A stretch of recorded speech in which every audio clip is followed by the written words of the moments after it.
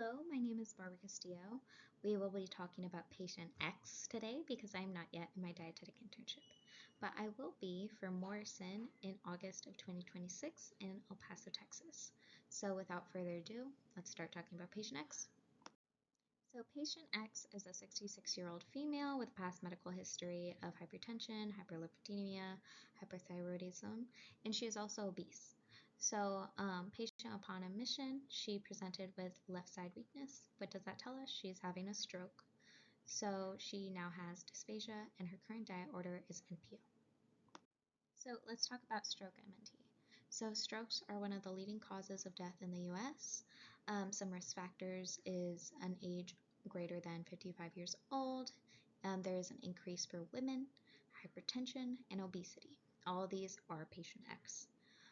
So nutritional support, monitor for aspiration. Well, she's already NPO. She has very severe dysphagia. And then additionally, people who've had strokes and are critically ill, they are going to have increased protein and calorie needs.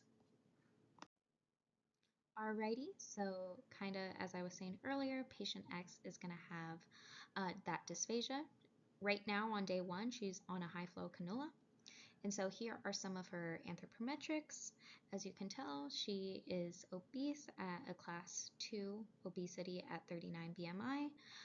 There has been no significant weight change, and throughout the course of this case study, there has been no significant weight change for this patient. And then here are her nutritional significant labs. Alrighty, so I have generated this diet order based off her needs. So as you can see, since she is obese, I used the 11 to 14 kcal per kg for her calorie needs. Additionally, 2.0 grams per kg for protein, and then for fluid, since she is above, I believe it's the age of 55, her fluid needs are 25 milliliters per kg.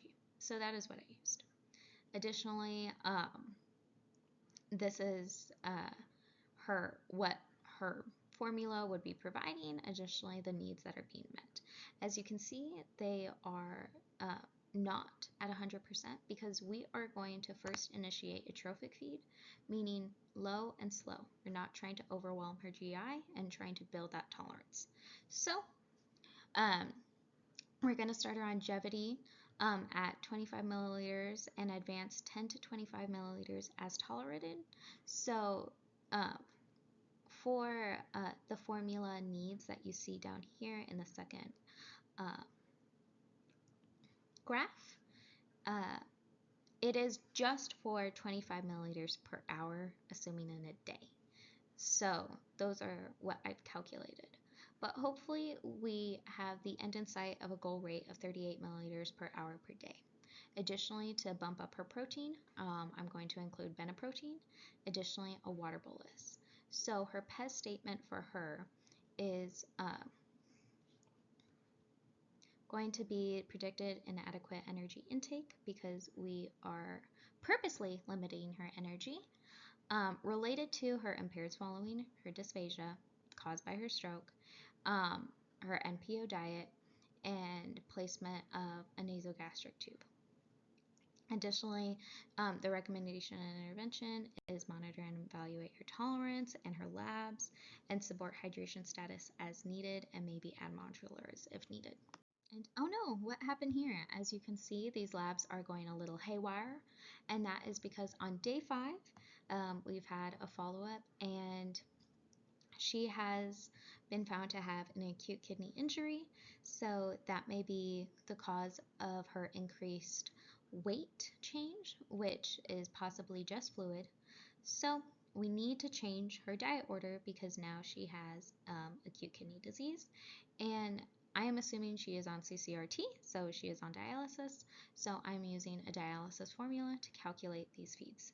So I'm going to do Nepro with carb steady, especially since her blood glucose is so high at 22 milliliters per hour. We want to hold those water flushes and maybe possibly prescribe a multivitamin.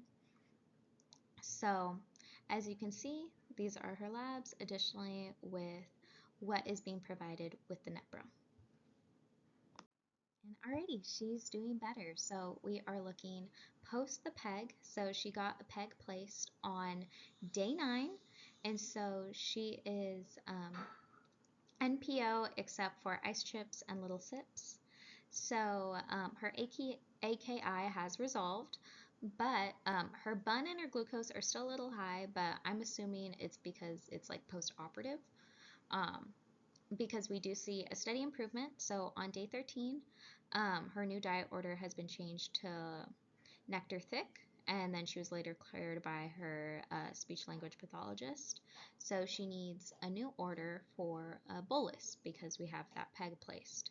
So the bolus I calculated for her is going to be Gevity at 209 milliliters, uh, 4 times a day. Additionally, with Bena protein, 1 scoop mixed with her water bolus of 440 milliliters, 4 times a day. And then on day 15, yippee yippee, we have patient X is discharged to a continuing care hospital for inpatient rehab services. So see, you have here her labs on day 1 and then day 5, the AKI, and then her steadily improving labs on day 18. And then here is a brief summary of patient X. So on day 0, she had that stroke. Day 1, we have that initial assessment. On day 5, she has the acute kidney injury.